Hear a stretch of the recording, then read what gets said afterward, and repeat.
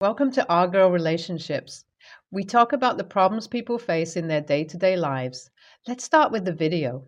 I met my wife when we were in undergraduate school. She was like the shy, quiet girl that I shared one of my foundation course classes with. So when college started and everyone started making friends, I did too.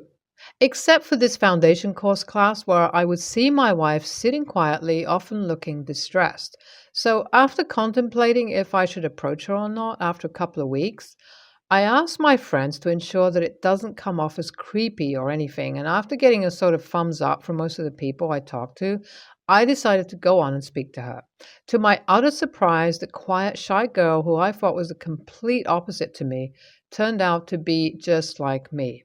Our likes and interests matched at completely different levels, and it felt like I had just met my soulmate.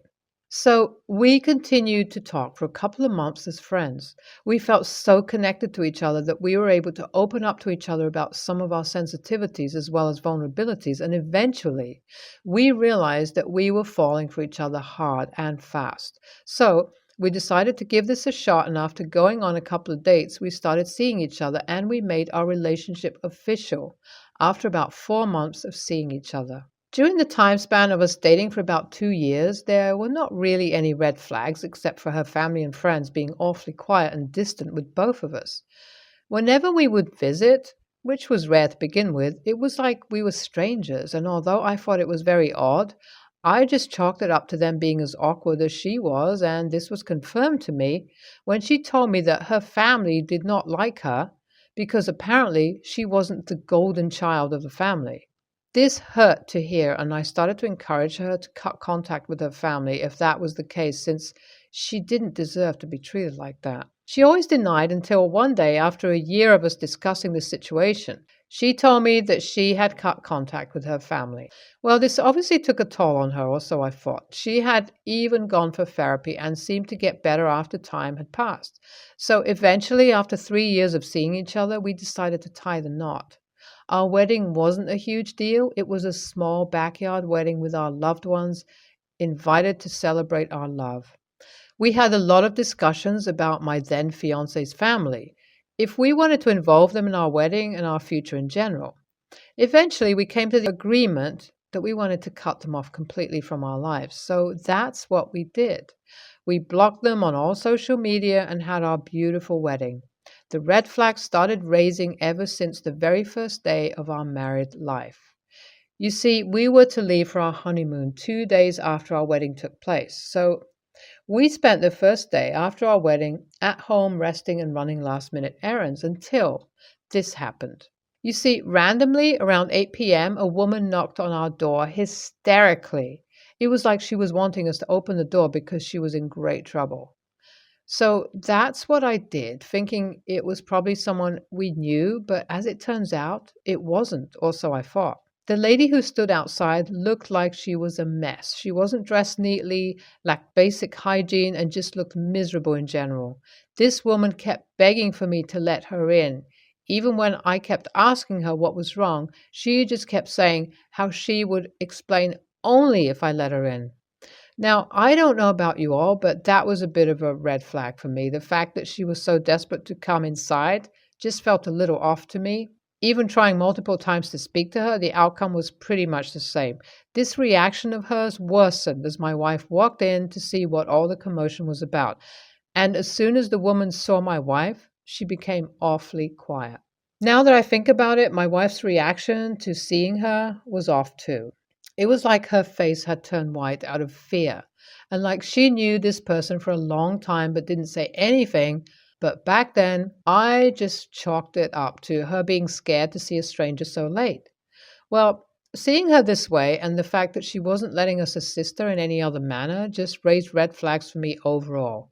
I just apologized to her, gave her a little bit of cash that I had so that she could eat, and I just shut the door. I never saw that woman after that, nor heard of her from my wife. We went on our honeymoon and started our married life from there on.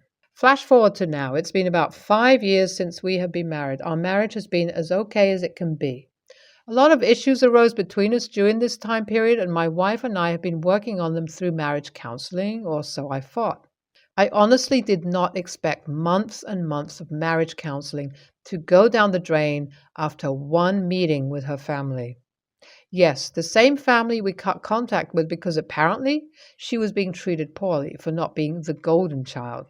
Well, this is how it all played out. One day at our regular marriage counseling sessions, my wife, out of nowhere with no prior discussions, revealed that she had been in contact with her family since the past 1 year out of our 5 year long marriage. This instantly raised red flags for me as she even talked about how she met them multiple times throughout the year, which meant that she obviously had lied to me about her whereabouts. This sparked an argument between us, and as we were in the midst of solving that, she also told me how to compensate for the time her family couldn't spend with me. She had invited them to meet me. I'm not sure why, but all of this raised major red flags for me. But after discussions with our therapist, who agreed that my resentment towards her stemmed from me missing out on time to spend with her family. So last week was the first time I met her family, and oh boy, I would have never guessed that the surprise guest would drop this bombshell on me.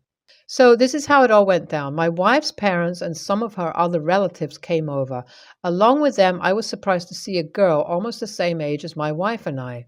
This girl looked fit, well dressed, and pretty identical to my wife and her parents.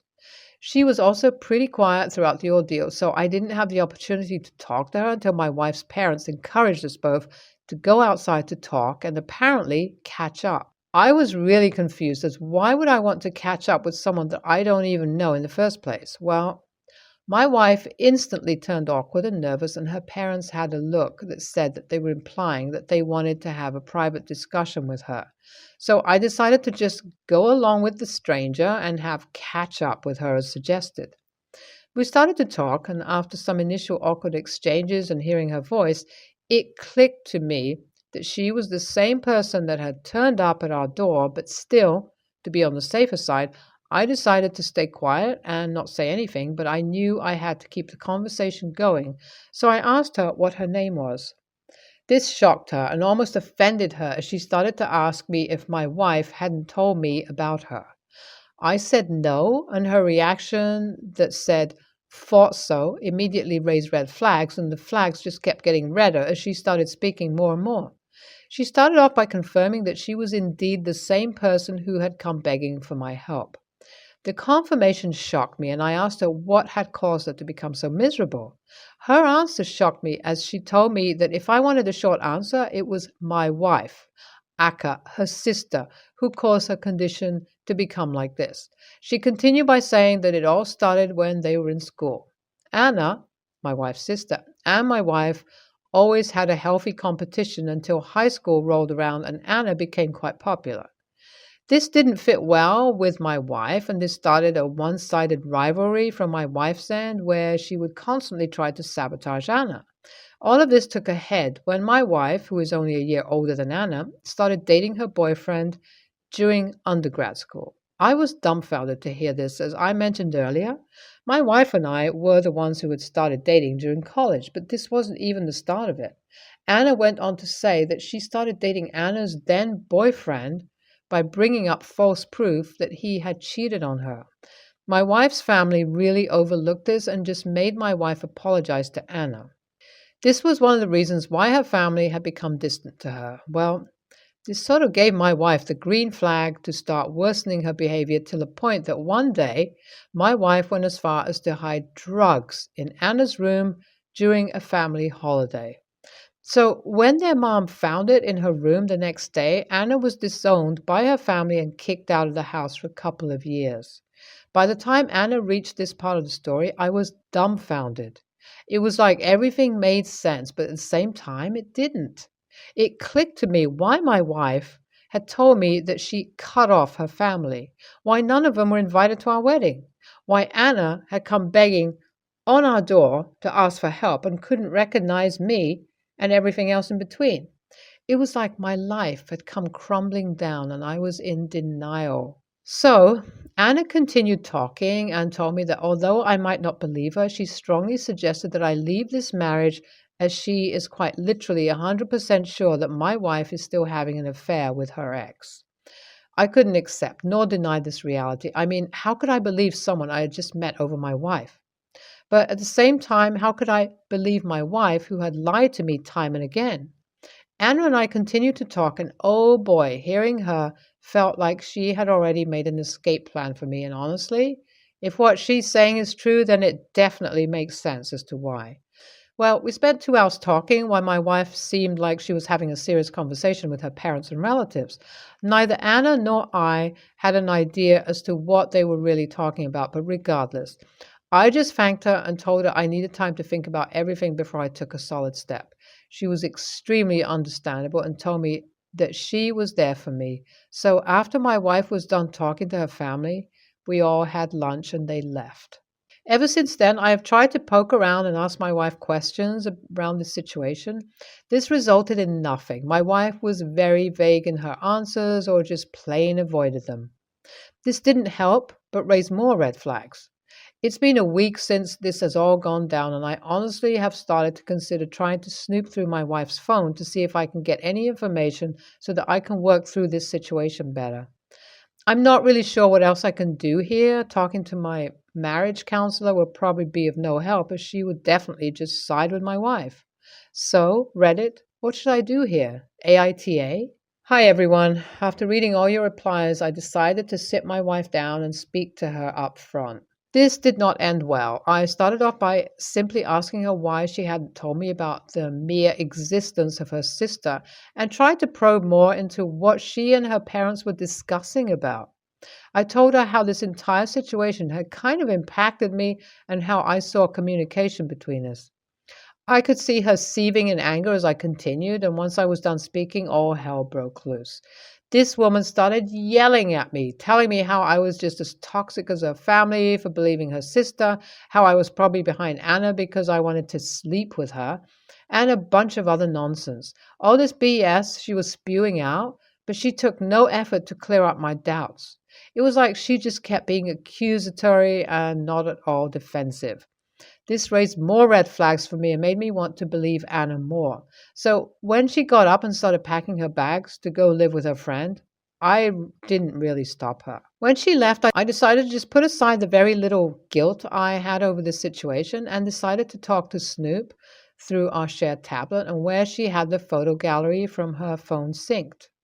I'm not even sure if she's aware of it since she doesn't have much idea about how these things work. So when I found out a whole bunch of NSFW videos and photos of not only hers that she never sent me, but also of some other guy who I have never met, I wasn't really surprised. My heart dropped at this discovery. Like I said, I wasn't really surprised, but heartbroken and disappointed. I decided to take up Anna on the plan she made for me to leave. By the time I found out the pictures, she had also left me a couple of messages telling me that she had found out what exactly her parents were talking about with my wife. So we have decided to meet at a cafe today evening. We'll update you all after that.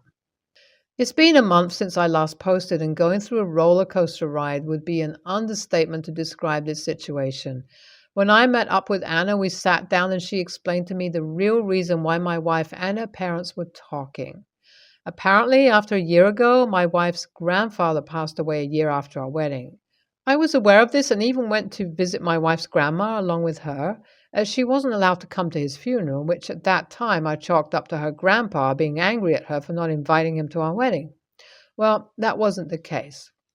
And there she found out that her grandpa left her a huge sum of money and she would only receive it once she clears out Anna's name and if only Anna accepts her apology and wholeheartedly.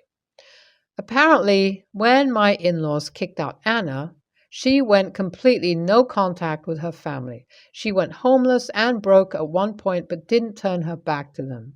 This was also the reason why my wife hadn't let her in during that one time Anna had come begging for help, since she saw no use of her. So she spent the next 4 years trying to find Anna, who had moved cities and started a completely different life. But once my wife tracked her down and told her about their grandpa's death, she immediately flew back to our city to meet her grandma. Much like me, she was blinded by my wife's intention as well until she overheard her parents venting about how money hungry my wife is. Being dumbfounded at this discovery would be an understatement. I was enraged, and so was Anna. We talked for a while, where I also told her about the cheating part, showing her some of the pictures of my wife's affair partner, and she confirmed that it was indeed her ex. I knew at that point I was done and decided I wanted to take up Anna on the plan she had made for me. First, to file for a divorce, and second, to move cities. So that's what I started preparing for. No warning, no nothing for my soon to be ex wife. Just filed for divorce, and as expected, my phone started blowing up once she found out that I wasn't going to have any of her BS. She even went as far as to get the biased marriage counselor involved to berate me, but honestly, I really don't care what anyone has to say, as I'm firm on my decision. One of the only good things to come out of this is the friendship Anna and I have developed. We're going to be moving together and stay as roommates once the divorce finalizes. After so many years, I feel quite young and free once again, something I thought I would never be able to feel. Thank you. NTA, your wife is full of red flags. Hell, even your marriage counselor sounds biased and toxic. I would suggest you sit down and have a mature conversation or get yourself another therapist who is neutral. I'm a 21-year-old female, just turned 21 on the 3rd of this month, and my best friend, 23, female, got proposed to on the same day. Am absolutely overjoyed for her. She has deserved this for such a long time and finally has her dream man. As you know, turning 21 is a big deal, or at least it is for a lot of people I know, including my BSF. Long story short, she shared the big news with me the afternoon of my birthday, and I simply cried with joy. They took professional pictures and everything. We're going to upload them for her gig. Well, I took professional pictures for my birthday too and wanted to post them as well. We talked away the news over the phone, and I brought up how I couldn't wait to see the photos and mentioned I got pictures of my special day too and couldn't wait to post them.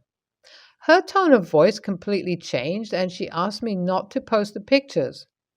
I asked her why, as it's my 21st birthday, and she said this should be her day, and I shouldn't be intentionally trying to take the attention off of her engagement.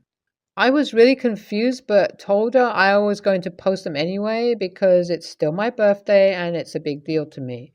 I told her it would be selfish if I asked her not to post her pictures, but she said her engagement was more important because I have other birthdays to celebrate and I shouldn't be selfish and just let her have her moment. I hung up the phone and posted my pictures, and she blew up my text messages about how much of a horrible best friend I was to do that to her on such a big day for her life. I felt awful days later and wondered if I should have just not posted them at all. So AITA?